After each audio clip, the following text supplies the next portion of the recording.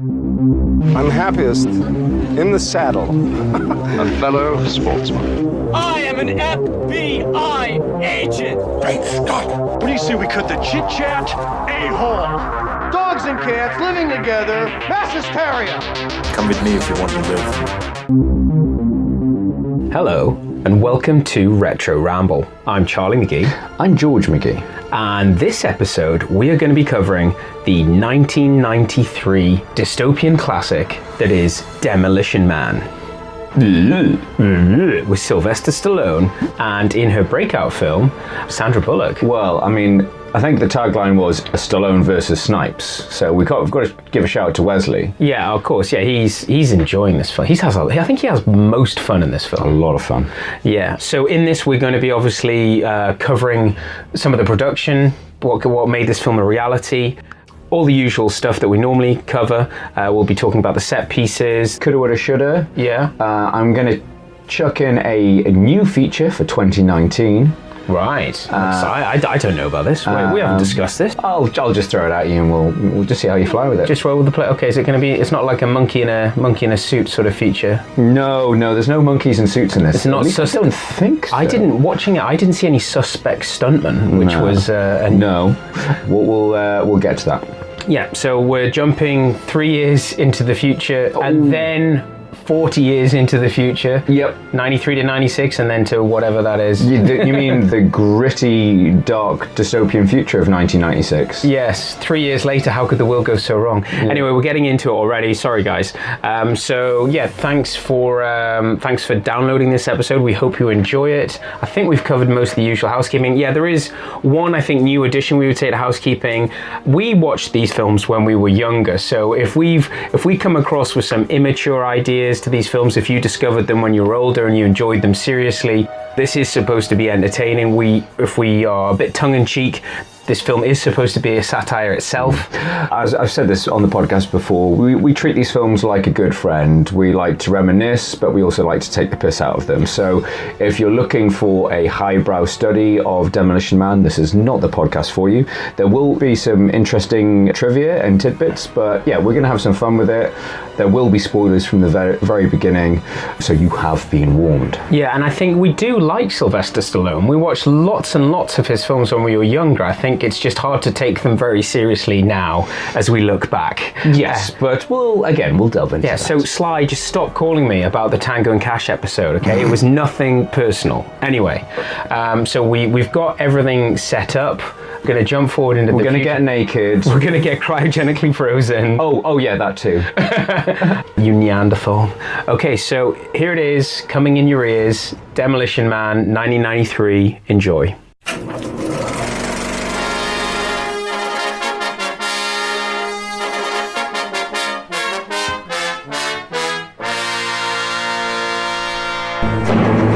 At the end of a century ravaged by violence, a society of perfect order will arise.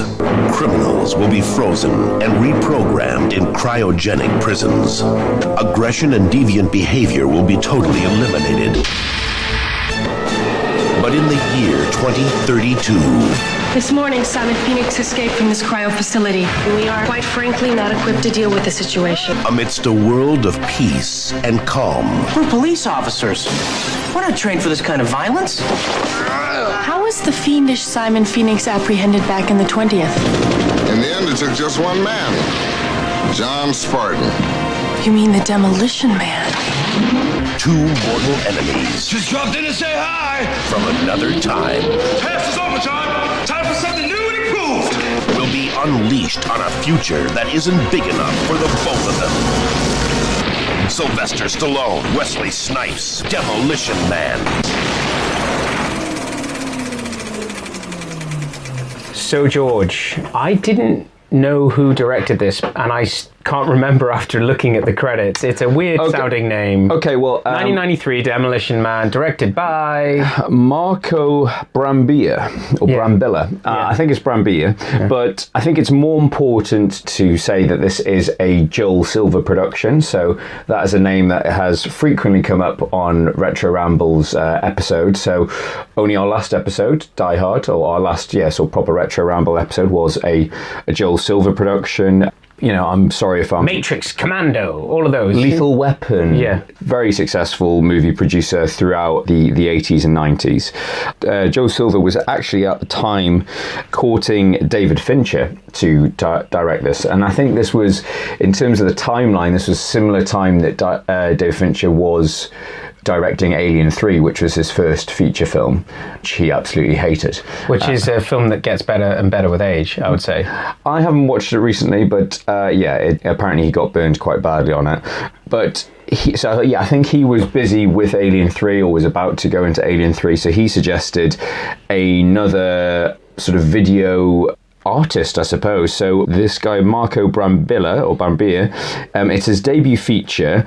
His website states that he's a visual and installation artist, and there's absolutely no mention of Demolition Man on his own website. Kind of shows you what he thinks of this film. Yeah, so he does a lot of art installations. I think he's recently done some cover art for Madonna's last album. So he's still doing a lot of work. Because that does show in this film. This film is shiny and clean, and the set design is very slick. Very slick. It does look like a perfect utopian world with Dennis Leary living underneath it. Oh God, yeah, we'll get onto that in a bit. There was an interview with Brambilla a few years ago, and he had some interesting things to say about Demolition Man. He said, I didn't feel like it was a filmmaker's medium anymore in 1993. It was becoming much more of a producer's medium. So I think between the lines, Joel Silver was quite hands-on. Yeah. And now I would say it's not even a producer's medium anymore. It's more of a marketing department's medium, which is, quite accurate. But then I came across another article in Variety from 1993 in the run-up to Demolition Man, an interview with Joel Silver. And apparently he always brings in his stunt coordinator and second unit director, a guy called Charles Percerni, early on in the process. He said he gets involved right off the bat as the writer is evolving the script. We have ideas for stunts or for gags, and then Charlie meets the writer, goes to locations, begins talking about what we can do and how we can do it. Then when we have it, it goes to the script. So it does seem like Joel Silver was quite a hands-on guy. Scene for scene, sort of storyboarding it as they went, and then we have like a explosion. Yeah, and it also seems like there's I don't know if you saw it in the credits, but there's a lot of people accredited to writing the screenplay. So Daniel Walters, Robert Renault, and Peter M. Lenkov have screenplay credit, but Peter M. Lenkov and Robert Renault have story credit. Apparently there were so many writers involved and so many changes whilst it was all going on. That doesn't show at all. Joel Silver had to pay them all off like substantial amounts of money so they would all be happy. But then I think it was Daniel Waters who did, again, a lot of patch-up work on Batman Returns a year before, did the sort of lion's share of it. But apparently the original script was knocking around as early as 1988 and had a much darker, serious tone, and the writer wanted Mickey Rourke to star. Wow. And there's a free coulda, woulda, shoulda for you. There's the sort of the Much else main thing. Should we just dive into it? I'm ready to jump out of a helicopter. With is it a bungee cord or is it a rope? Anyway, there's one more thing. Apparently there's some plagiarism controversy with this. A Hungarian science fiction writer, Istvan Nemir, claims that Demolition is based on his novel Holtak Harka, which is Fight of the Dead to you and me, which he published in 1986. In his novel, a terrorist and his enemy, a counter-terrorism soldier, are cryogenically frozen and awakened in the 22nd century to find violence has been purged from society. He claimed that a committee proved that 75% of the film is identical to his book, but he chose not to pursue a lawsuit because it would have been too expensive for him and to fight against a major Hollywood studio. Wow. Too big to fail. So yeah. But I say that's his word against Hollywood. I mean, Hollywood wouldn't lie to us, right? No. So speaking of Hollywood, is first scene of the film. I totally forgot. I remember. So yeah, we're getting into the film now. Credits are rolled. No. The credits haven't even started yet because the credits start flying in all futuristically. Yeah, that's true. So it looks like we've just entered what Hill Valley looks like in Back to the Future 2 when Biff gets the Biff / Donald Trump was running it. Yeah. But the other thing is that I think the LA riots was a few 92. Yeah, it was not long before this. So I'm just like, is this a bit of a heavy-handed comment? Yeah, apparently this whole prologue was added by a writer, a guy called Fred Decker, who is Shane Black's writing partner. So they wrote a lot of films together. So Black and Decker. Like it. And apparently he was involved in writing the most recent Predator film, so shame on you, Fred Decker. But yeah, he was brought on board to do a rewrite because the original script always began in the future with Stallone or John Spartan being defrosted. Yeah. But he said, in his words, if you don't show Kansas, Oz doesn't seem that special. Well, that's a fair point to make. And also, we wouldn't have got that amazing opening scene. Yes, so... Segue from Die Hard, we've got Agent Johnson, Grand L. Bush. Our mate, Grand L. Bush, is back. Giving some rapid exposition. We're doing some great character actor work with a guy next to him who's doing some useless character actor work. There is so much exposition. Everything everybody says. Apart from until Snipes and Stallone's characters come face to face. And even in the first scene in the future, it's all exposition. No, even afterwards. I've been chasing the scumbag for 2 years. Yeah, and I'm sneaking up on him. And yeah, so let's talk about I love his arrival. Stallone is like, just to prove it's a Stallone vehicle, that we're in the helicopter and he comes out of nowhere and the camera like zooms in. It's like, it's my movie. It's me. Yeah, it's me. He doesn't introduce, we don't know who he is. There's some rapid exposition. Get me as close as you can.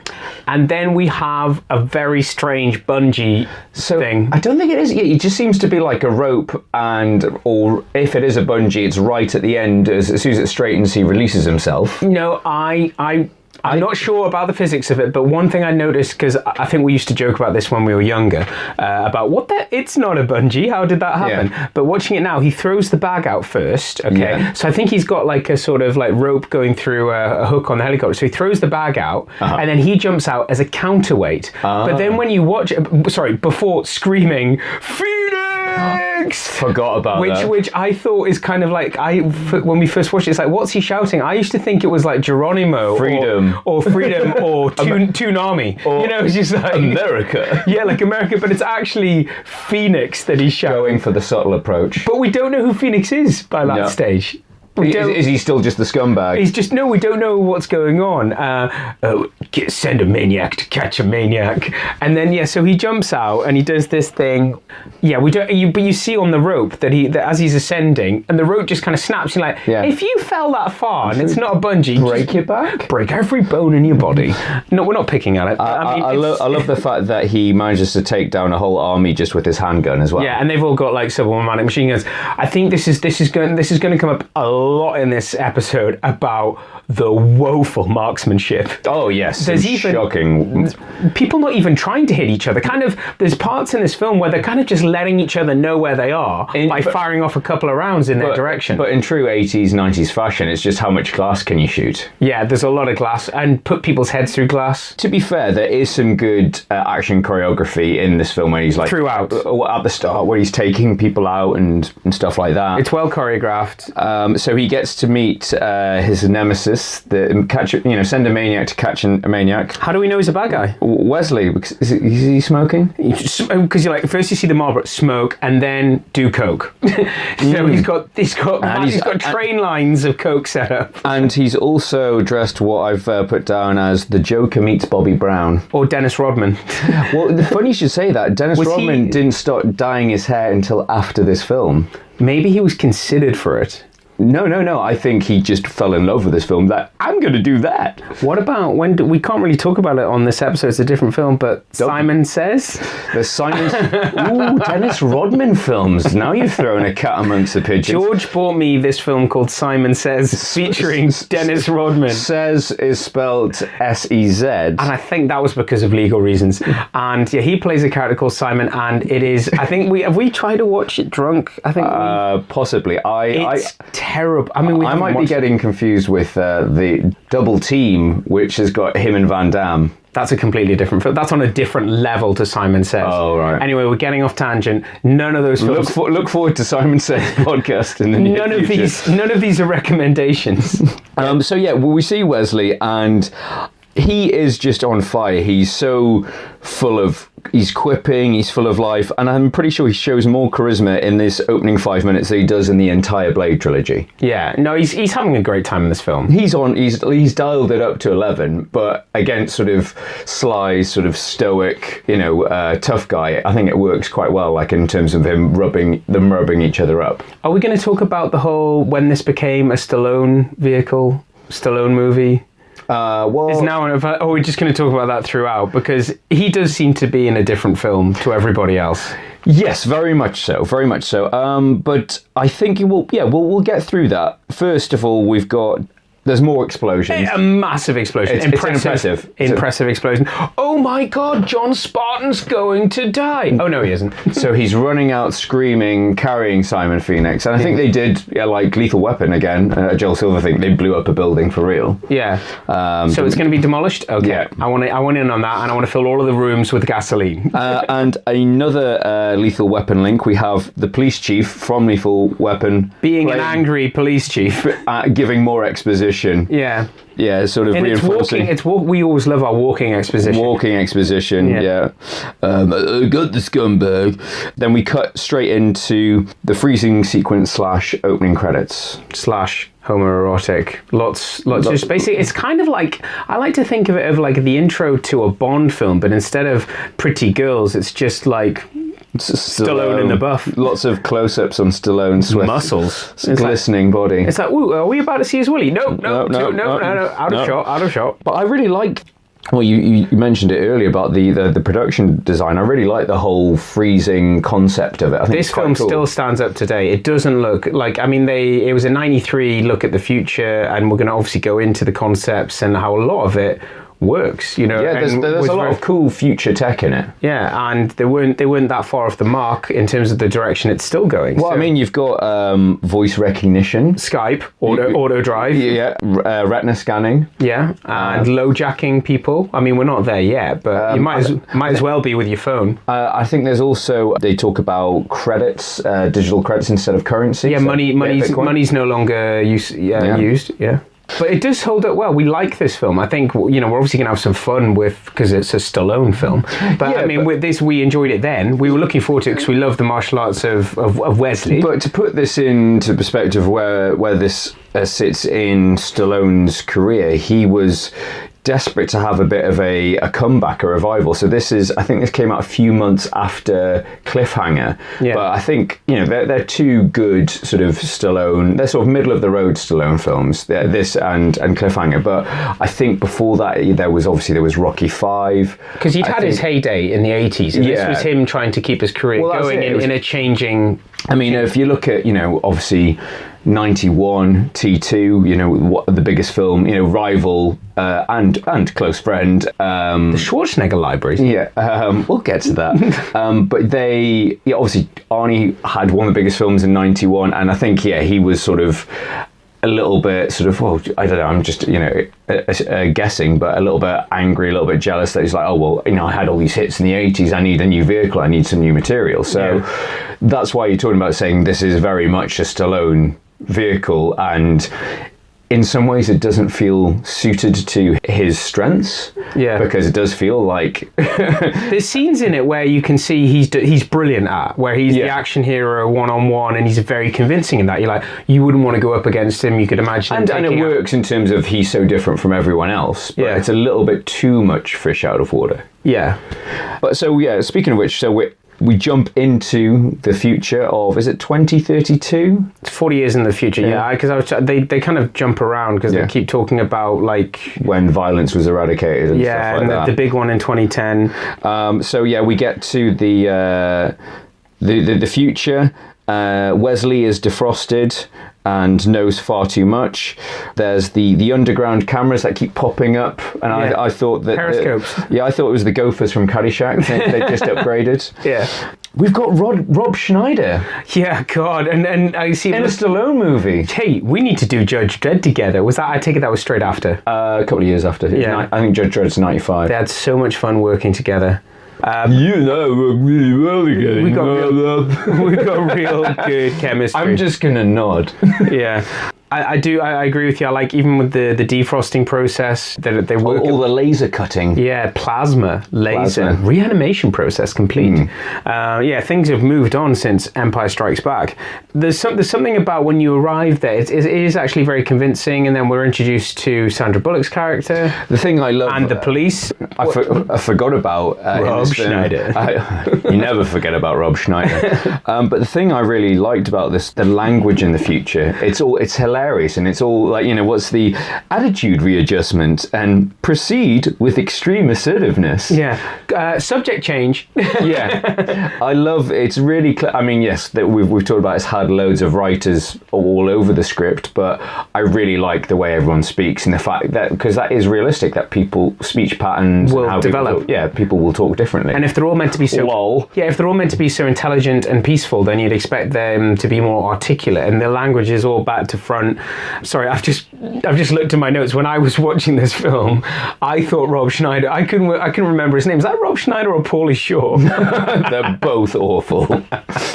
Yeah, but I think just to go back to that thing where it's like everything's sorted, we've solved crime, and the guy Waylon Smithers, things don't happen anymore. And it's like not with that fashion. They don't. The fashion's not too bad. They do look like that. If you saw that going down a catwalk, now I'd say it's still very. It's all very slick and modern. Great costume design. Yeah, we've talked about how everything. They've got like 3D maps and stuff like that. No, but there's all that. There's like everything can be found. Yeah, they got the voice-activated Google Maps. Yeah. And this was 93, where we didn't even have email. Yes. So I mean, that's what you have to understand about how video calls. Yeah, how forward-looking it was, and the fact that. But there is something from Back to the Future when he says, "I monitored your call with Waylon Smithers." I didn't like the tone of it. It's like that's straight out of Back to the Future. I was monitoring. Yeah. So even in the 90s, when video calls was being discussed, everyone knew that it was like, well, we could get monitored. Privacy has been a concern, or was a concern, way before it's become a problem. Yeah. Like now, as we see the internet where it is in 2018. But 2019. We also get to see Nigel Hawthorne as chewing up the scenery. Dr. Cocteau. He's holding a Skype meeting. Yeah, Skype meeting. How do we know he's a bad guy? Because he's got an English accent. Well, apparently this is a bit of background. So Nigel Hawthorne, an acclaimed actor of stage and he's a proper thespian. And obviously British TV, but he was quite inexperienced in cinema. But he took the role in this to prove, because he was desperately trying to get an adaptation of The Madness of King George on screen, because that was he'd done it on stage and it was his passion project. And so he wanted to convince the producers that he could star in a big budget film. But as it transpired, it was unnecessary because the producers were already going to cast him in the role. So he's apparently, in his autobiography, he hated working on this film and didn't get on with Sly or Wesley. Yeah, you can imagine. Unsurprisingly. Can kind of imagine that. But because I think that's one point I want to say is there's also something that comes up a lot in these is just looking around that room of police, there's a lot of very good character actors. The tubby guy is from Bosch. It's an episode I have to talk about Bosch, but it is set in LA, so I don't think he travels very far. But you got the old guy who, Phoenix. Yes. Just a young man. He's a quality actor. Well, he's supposed to be the older version of Grandel Bush, the helicopter pilot. I didn't realise that until looking at IMDb. That makes sense now. So that's why they know each other. But so some great characters all around. Even Pauly Shore, stroke, Rob Schneider, stroke, it doesn't matter. Dennis Leary. Oh God, Dennis Leary just doing the Dennis Leary thing. Doing his Dennis Leary shtick. And I think that's what he was asked to do, and it's just so grating. It's like, just rant about stuff. I guess you weren't part of the Cocteau plan. Greed, deception, abuse of power, that's no plan. See, according to Cocteau's plan, I'm the enemy. Because I like to think. I like to read. I'm into freedom of speech and freedom of choice. I'm the kind of guy who likes to sit in a greasy spoon and wonder, gee, should I have the T-bone steak or the jumbo rack of barbecue ribs with the side order of gravy fries? I want high cholesterol. I want to eat bacon and butter and buckets of cheese, okay? I want to smoke a Cuban cigar the size of Cincinnati in the non-smoking section. I want to run through the streets naked with green Jell-O all over my body reading Playboy magazine. Why? Because I suddenly might feel the need to, okay, pal? I've seen the future. You know what it is? It's a 47-year-old virgin sitting around in his beige pajamas drinking a banana broccoli shake singing, I'm an Oscar Mayer wiener. You live up top, you live Cocteau's way. What he wants, when he wants, how he wants. Your other choice? Come down here, maybe starve to death. Yeah, because I got the feeling that they had ideas for somebody else. Yeah, and then it was just like, oh, we'll get Dennis Leary and just make him do the Dennis Leary thing. Yeah, because it is kind of like that. It's because at the same time, and it's one of his stand-ups I like. If you watch it the first time, you like it, but then if you watch all of his other stuff, a lot of Dennis Leary's is him being angry and wanting to drink coffee and smoke, and they're like, wait a minute, that's what this whole revolution stands for. People that don't want to abide by the rules of this utopian dystopia. Utopian dystopia. With the yin and the yang, that's something I wanted to talk about. It's like, does this not rip off a major thing out of the Time Machine? Or with the people at the Dwellers Underground. Yeah, with the Dwellers Underground and the Perfection Above. Yeah, maybe. But for me, the future tech, for the most part, as we've just been talking about, is not that bad conceptually, as we've just talked about. There's Skype, there's the safety car. We love the foam gel, which we'll get to. But also, on a sort of more... on the darker note, the big one, the idea of the earthquake. I mean, the San Andreas fault line. I mean, there was a film recently. They are due one. Well, again, wasn't there a big San Francisco earthquake around the same time, like early 90s? Yes and no, but it's also the fact that there was one in the 90s, and there is a big one still to come. And they say it could be a very, very big one. And anyway, it was very possible. So once again, we go back to the fact number of writers involved. People have done their research. Yeah. The comedy's good. The verbal's good. There's something in this film that seems to be moving in a different direction to everything and everyone else. Lumbering around like a saw. I really love that scene where the police team are sent to bring in Wesley, and they're getting the sort of dictation from Google, basically saying, what do I do? It's a criminal. Yeah. Or add or else. Yeah, repeat the command with more assertive and or else. Wesley's doing some great swearing. Yeah. The swearing penalties. They're funny, and the first thing he asks for when he wakes up is, give me a Marlboro. Not a cigarette, a Marlboro. A Marlboro, because that's what people say. Yeah, no, but that's how people talk. Give me a Marlboro. Smoke. Yeah. So then do we need to talk about the seashells? We're doing future tech. You're out of toilet paper. Did you say toilet paper? Oh. They used handfuls of wadded paper back in the 20s. I'm happy that you're happy, but the place where you're supposed to have the toilet paper, you got this little shelf with 3 seashells on it. He doesn't know how to use the 3 seashells.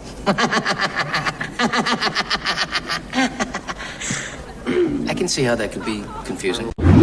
Nobody knows what it is. Nobody knows what it is. It's an in-joke. It works. Yeah, the writer says that he was basically trying to think of something weird and exotic, and he was on the phone to his friend, and he was in the toilet and saw, like, somebody had, like, a bag of seashells in their bathroom, and he was like, fuck it, I'll chuck that in. Yeah, no, so I mean, there's also some nice so we've got the meeting, I suppose, because it is worth pointing out that not only is Stallone's character John Spartan, great name, like all other movie Johns. Yeah, lots of Johns. It's a strong name.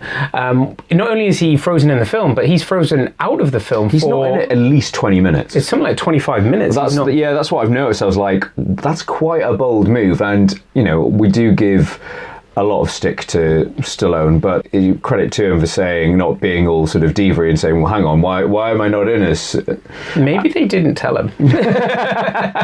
True, maybe. Maybe he was told it was a much shorter film. But no, it is a very smart move, because you get the other actors, like Sandra Bullock, like Nigel Hawthorne, all those, and you get to establish that future, that utopia, before Sly comes in and bulldozes in like a bloody barbarian. But I do like that the world building is done. I'd say that it's still, there's films of it today that are very guilty of a lot of world building, and it's always done through dialogue these days, because that seems to be much more complicated.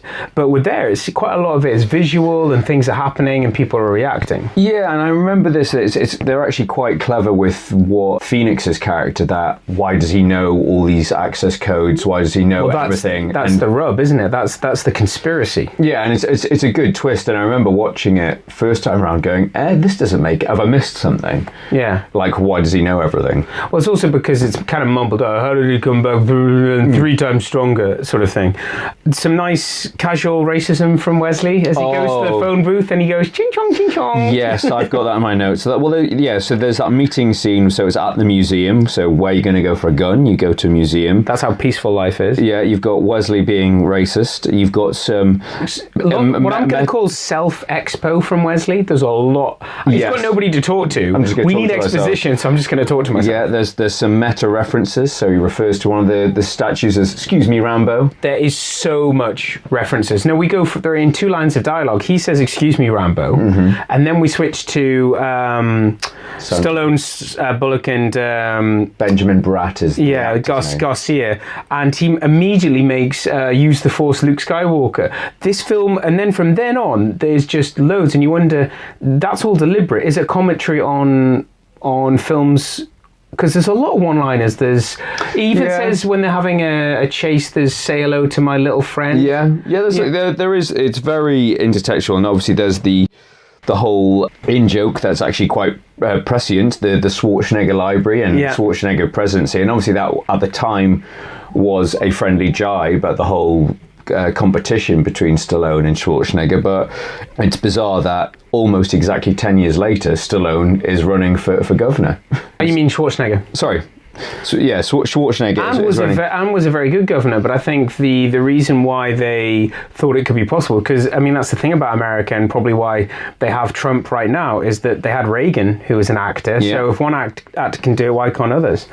But some great stunts in the museum. It's a good fight. It is a great fight. It's a good, and I think that's why, if we're completely honest, this is what attracted us to the film, as I was kind of talking about before. It was probably more Wesley than Stallone. It was the fact that we loved him for his martial arts. We loved obviously we were young from watching Passenger 57 and a few others that normally Wesley films was getting them together in one film. Well, as I say, I think that was one of the taglines was, Stallone versus Snipes. That's what you wanted to see. It was a big head-to-head. Yeah, and that's how all the posters make it. So it's some great stunts, some great physical stunts, and is the guy, so where's the laser guns? And you've got that's adding a new dynamic to it. And that's when I get reminded that I enjoyed this film back then. And I don't know about you, I enjoyed watching it again this time. I think it kind of felt to me like... almost like the 90s answer to iRobot. Because iRobot, because it is kind of a whodunit. It is a kind of cop detective thing, but once again, there's something in the plot that's kind of probably detracting from that. There is a lot of fun with the fish out of water stuff, and it's an interesting look with all these futuristic dystopian films. It's interesting to see a perfect, I'm doing air quotes, perfect future, and everything's clean, everything's great. But they do actually touch on something that came up not in a Black Mirror, but in the Electric Dreams, Philip K. Dick's Electric Dreams. I don't know have you seen the one about the decks? Where she wears like 2 Fitbits on each thing, and the Fitbits basically connect you to the internet and you can control everything. But she's come into the city from what's called the bubble. This is set in the future, and she's come from what's called the bubbles. Right. And so in the city, you abide by the rules and you're tagged and everything, and it's it looks like where we're going. Yeah. And where she's come from out in the sticks. And her mother's coming to campaign, that's the plot of the episode, her mother's coming to campaign for freedom and privacy. And that's what this I think at some point, the idea of this film was to try and have an interesting conversation about underworld versus a future society, whereas giving up art for security versus privacy. And it's just a conversation that's going to keep on going, but it is quite forward-looking. Yeah, in terms of clamping down on everything, like they say, even spicy food and the music. Salt, yeah. The adverts, Armour hot dogs. Yeah, that's hilarious. In fact, music's deemed to be too sort of inducing of violence or because they do sex. have like a Wayne's World moment in the car where they're all like bopping along. The franchise wars with Taco Bell winning the franchise wars. Do you think that's a bit of a slight in that I think they offered it to McDonald's? Because they must have talked to all of them. Well, yeah. They must have talked to all of them, like, who wants to get in this film, or what would be the funniest? Yeah, I don't know how. I think there probably is some reasoning about why they picked Taco Bell. But why it wasn't Pizza Hut, why it wasn't Denny's. Well, apparently in some European versions, because we didn't have Taco Bell, they actually changed it to Pizza Hut. And they even changed some of the logos, like in production. Wow. Because people didn't know what Taco Bell was, like in Europe. Yeah, well, we just knew that it was a fast food joint in the States. Well, you say that, but bizarrely, I was reading on the Chronicle, the Newcastle Chronicle the other day, that a Taco Bell's just opened in Newcastle. I was like, I've never seen one in London. It's like, why is Newcastle Best got place one? to start. Most forward-leaning, most trendy. Yeah. So, yeah, there you have it. I thought it was very apt. So there's that other revelation that whereas Wesley's been learning martial arts and getting computer access codes and how to swindle money and gain access to everything, Stallone says, yeah, all I had was nightmares and I remember my wife banging on the thing, but he also learned how to knit. Yeah, that is quite a funny gag. Around the same time, we get the sex scene. VR sex. The VR sex scene, which is quite bizarre when you've got Stallone grunting.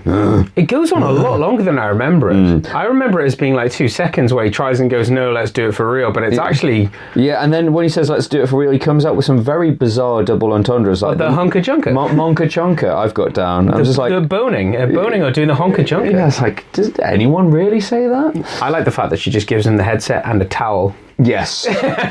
God. Just wipe yourself down. Meanwhile, Wesley has I've ditched the simple Jack dungarees and gone full Mad Max. Yeah, I noticed. Who's your tailor? It looks like he's had a fight with like a car. He just like cut a car up. Yeah, he's just covered in tyres. And I've got he's doing the Lex Luthor. He wants real estate. Yeah. Because every bad guy, it's all about real estate. Malibu. There's also did you notice the completely unnecessary tits and ass on the video call? Yep. Any need? Is there any, what impact does it? Oh, sorry, wrong number. I think it's because everyone thought, hey, we're going to see those two getting it on, and then we don't see it. We need to give these guys a release. We've lost the guy's attention, show them some it's a blink and you miss it sort of thing. But yeah, couldn't they have... Because after that scene, they wake up the next morning, he knits her a sweater to say sorry. He's knitted overnight, as you do. Yeah, and then it's time to get underground and get dirty with all those dirty ethnics. Or isn't it? It's such casual racism. Yeah, it's like everyone underground speaks Spanish and is just dirty, or Chinese. Yeah. And yes, we get to see Dennis Leary doing the Dennis Leary thing. You've got some great stuff with Sandra Bullock's so good in this. Yeah. I mean, all the mixed up lines and metaphors. Let's go blow this guy. Yeah. Take this job and shovel it. Which actually would work. Not bad for a 74-year-old. Simon Phoenix knows he has some competition. He's finally matched his meat. You really licked his ass. That's met his match and kicked his ass. Met his match and kicked his ass. Met his match. No, that's why I think she obviously, as we say, it was her breakout role. It shows that, because she did Speed after this, yeah? Yeah, Speed was the following year. So she showed that she could play that sort of simpleton, but have the... It's that earnestness. Yeah, she's so earnest. It's that enthusiasm. But yeah, it's a real... She shows more range than anybody else. Yeah, it is a real... I mean, I think everyone does... say, Speed was her breakout role, but this, yeah, as you say, is such a great demonstration of her talents. Well, yeah, because somebody would probably say, well, yeah, because Speed was a more serious action film, and Stallone would be like, what do you mean? Demolition Man is a serious action film. It's a gritty sci-fi satire. So, did you know, I only knew this because looking at the credits, but Jesse Ventura is in this. So the guy, the guy from with the chain gun from Predator. Right. Is he one of the henchmen? He's one of the henchmen. Apparently there was a lot cut out of this film. So I think it was... So there's two things. There was two main... None of the henchmen are allowed to say anything. The henchmen... They just grunt. Yeah, there was there was a lot more backstory with Phoenix unfreezing his gang, and I think Jesse Ventura actually had lines, had a big fight with Stallone. But I think that was the thing. Again, it was that, there's that whole gang. But apparently there's a whole subplot that had been cut about Stallone, John Spartan meeting his daughter. I was going to ask you about this. Underground. I remember seeing... I just thought he got to meet her or got to find out what happened to her. Because you don't in this film. They just say that Did we watch the DVD extras way back when? Maybe. But yeah, I think they say that they lost track of her during the quake. But yeah, apparently there's a whole subplot that was cut where she featured. She's living as part of the scraps or whatever they're called. Les Resistance.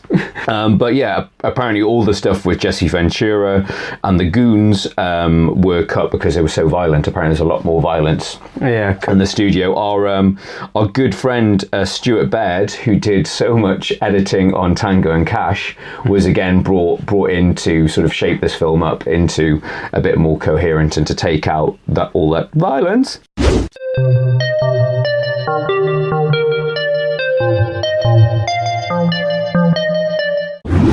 So it all goes wrong for Phoenix, and terrible marksmanship once again in the underground scene. It's like they're shooting in the vague area. Like, I mean, Phoenix gets the drop on both of them. This is where it doesn't make sense, because he's like... I think that might be editing. I think it is editing, because he looks down and he sees them both and he's like, I can't believe how lucky I am. And then he shoots them. And then there's a scene like a few minutes later where he looks and he's like, Spartan, you're here. And it's like, well, who else were you looking at? It's like, who else did you think it was? So... And then it quickly goes to... You've got... the car chase. The obligatory car chase. Where, again... 90s quips, quoting Scarface. And there's also... there's a lot of exposition in that car chase of... I framed you for the bodies were all dead before you got there. They were dead anyway! Yeah, but there is a good thing. I think it's a good effect of whether having that fight... It's a good fight. It's like... What, the fight in the cryogenic thing? No, in the car. In the car. In the car. The thing is, you've got to hand it what I think it was the reason as I say again, why we went to see this film, was we were looking forward to seeing those two square up and kick each other in. And the fights in this film, all of them are good. Whenever they get together, they do have some good fights. Yes, yeah, very much so. Punch him again. I really like I keep going on about the future tech, but I love the car crash foam. I think that's a great idea. Brilliant idea. And but the thing I didn't understand is that, because you then go to Cocteau revealing Dr. Cocteau. We haven't even mentioned Cocteau's assistant, Ortho. Well, airdropped directly from Beetlejuice. He's been kept in cryogenic freezer since Beetlejuice. No, but it's almost like his character is completely identical. It's like, did you know that I could be a great assistant and I deal in the occult? But I'm a very versatile actor. It's almost, somebody has said to him, it's almost like the guy from Lethal Weapon. Yep, just do the Lethal Weapon thing. The Ortho thing. Do the Ortho thing. But yeah, no, Bullock's got kick-ass moves, very believable, doing the roundhouses and everything, and finally gets what every action film, somebody needs to learn what it's like to kill. To kill a guy. But yeah, so to go back to that point, it's making about Cocteau's master plan, right? Yeah, I'm not entirely sure of this plan. No, but it doesn't make sense, because he starts talking about how he wants to... Edgar Friendly to die. No, it's not just that, don't you have someone to kill? A job to do. But he wants to have his own society. But I thought you already had it. Yeah, that's why I don't... It doesn't make sense. It's master plan, because he wants to get rid of... I think it's the whole thing of just getting rid of the scraps. Yeah.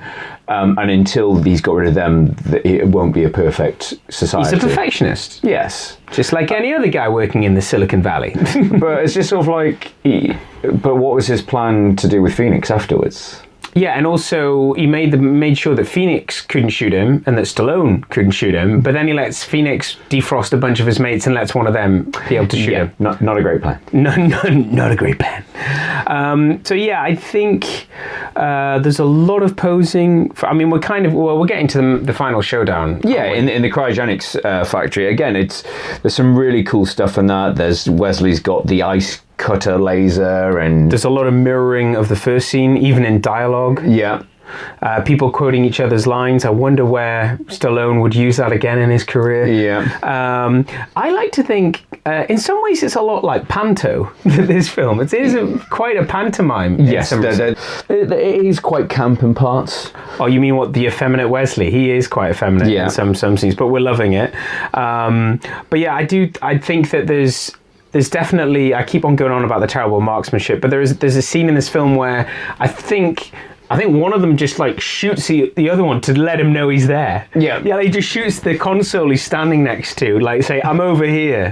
I'll get his attention by missing him a few times. Why didn't you just shoot him? Shoot him. Yeah, I don't know what... Well, as you say, there's we're jumping right to the end, but there's that foreshadowing dialogue, because I think Wesley says at the start of the film, one of these days I'm going to lose my head. Yeah. It's like, oh, I see why you said that now. Is it cold in here? Is it just me? Yeah. So it's all of that. Yeah, so... And more explosions. I've just got everything explodes. The end. The end. Release Sting. Yeah. Oh, Sting theme song. Definitely not the Police. It's just, and Sting's. I mean, no offense, we love you, Sting. I listened to all your records, but listening to it last night, and I know it's hard work to create, but he does sound like he's kind of phoned it in. Well, apparently the song existed beforehand. So do you think did he change some of the words? Yes. All right, okay. Because the writer said he got the idea listening to the Sting song in the car, and then thinking about Walt Disney freezing himself, or some sort of bollocks like that. Okay. But I was just like, yeah, and I think he did a remake of his own song. Okay. Because it doesn't sound like Sting's even happy to be singing it. But I think they're coming. I think we've got Jeff and Celine. Might be honest. So actually, I'm going to throw in our new feature for 2019. We have suspicious spin-offs.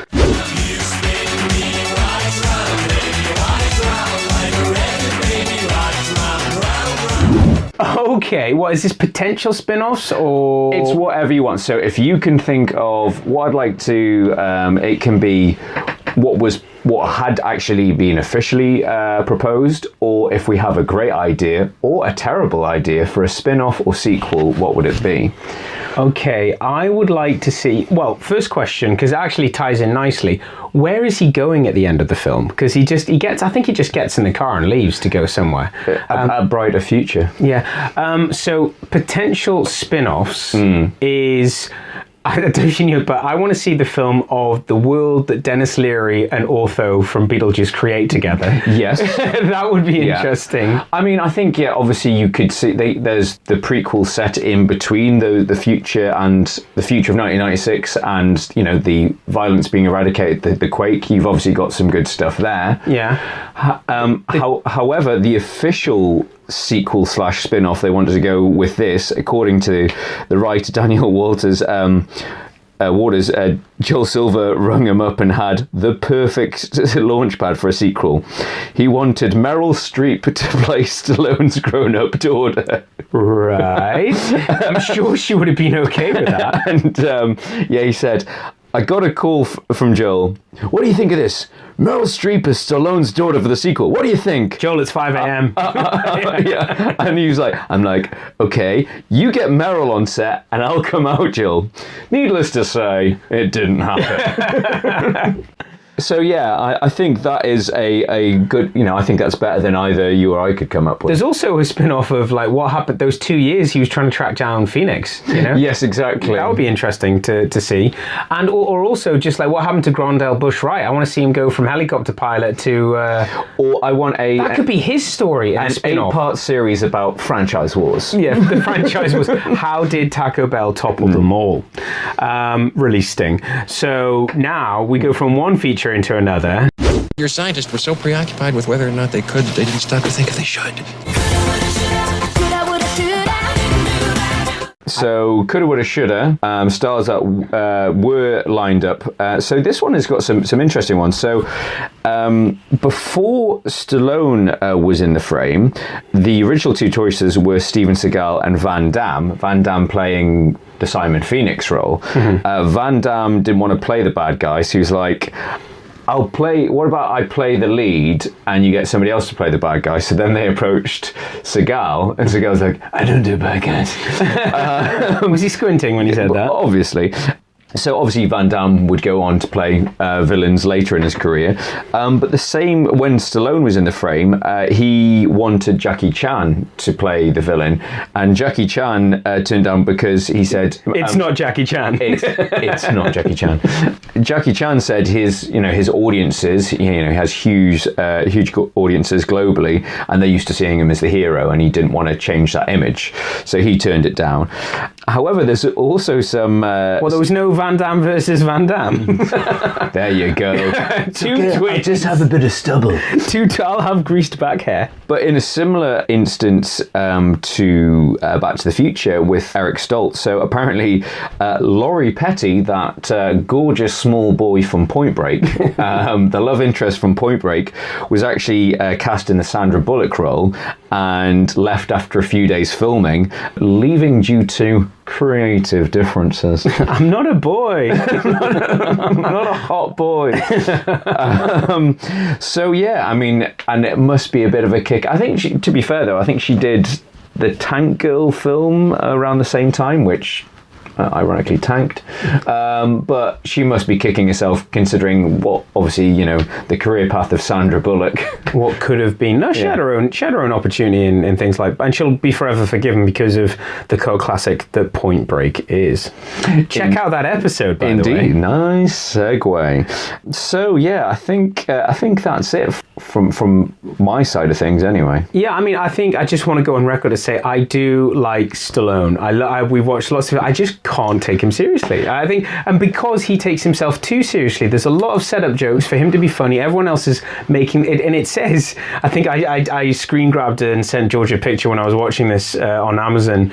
I was like, tongue-in-cheek satire, and I was like, somebody didn't tell Stallone that. Yeah, I mean, I think that's struggles it. I mean, I think we've got, there's, we're conscious that we don't want to be seen as Stallone bashers, but I think it's safe to say the man, comedy isn't his strength. I mean, Arnie can do comedy. It's the self-parodying he struggles with. Yeah, Van Damme can do comedy, but Stallone can just not do comedy, and when he does, it's very forced. Well, I think there's a difference. I mean, I think we've talked about it before, like there are actors who you wouldn't suspect, like we've got a lot of respect for, you see Val Kilmer in a lot of serious roles, but we remember him from Top Secret and from Kiss Kiss Bang Bang, where he proves that he has brilliant comic timing. And then there is the ability for self-parody, which is what Sylvester Stallone seems to struggle with, and it's what the Expendables, I think I've obviously talked about this before in other episodes, and we are not bashing, but the Expendables was an amazing opportunity to look back at a lot of what we cover on Retro Ramble and have a lot of fun.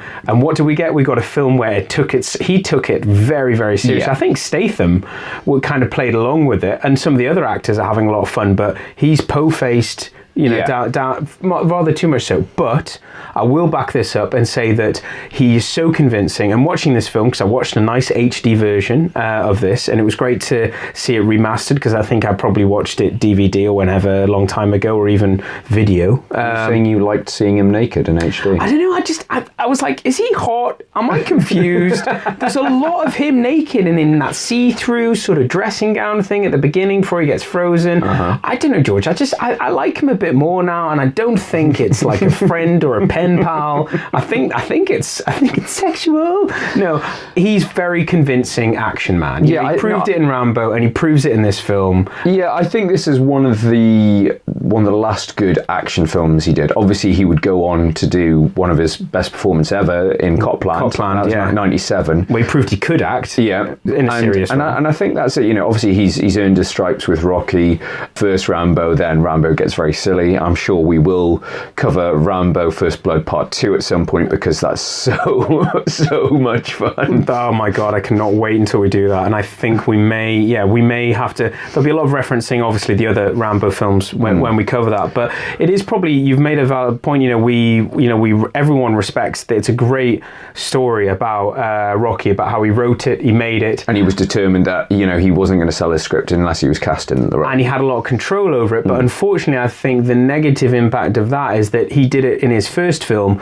and I think he's gone on to do in a lot of other films that if he's part of it, that he takes control of it, and that he has a lot of control of it. And I think as we've talked about in this episode, I think one, he pisses off a lot of the people people he's working with, and 2, he's moving in a slightly different direction than was the artistic intent of the director.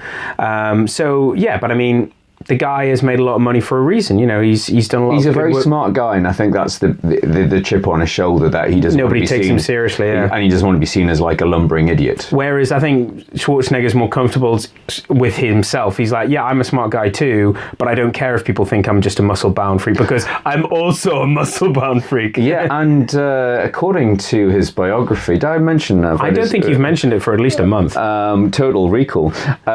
Are you getting paid whenever you mention that? You got your own side gig for sponsorship? I really should have, Amazon. But Arnie actually learnt comedy. He actually went to like comedy clubs and he shadowed, like he spoke to loads of stand-up comedians and actually worked on his comedy timing and actually approached as Ivan Reitman to say, you know, I want to do a comedy, and that they wrote twins around what his strengths were.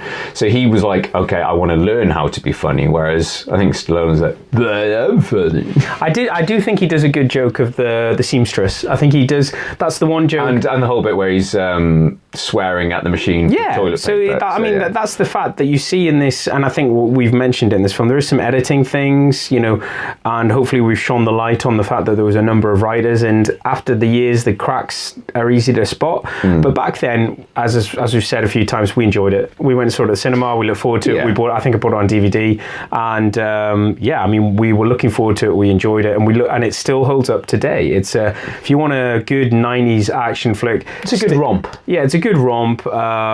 It's enjoyable, it's funny, and there's some pleasant things in. There's some great acts, some great character actors, as you would hope for in these sort of films. So that was Demolition Man, and next time we are going to because it's the month of Valentine's, we're going to be picking up a nice romantic title, George, something for all those lovers out there. Singletons. Yes, to be determined. I think we've got a few films lined up for the next few months, but I think we'll stay tuned. TBC. Yeah.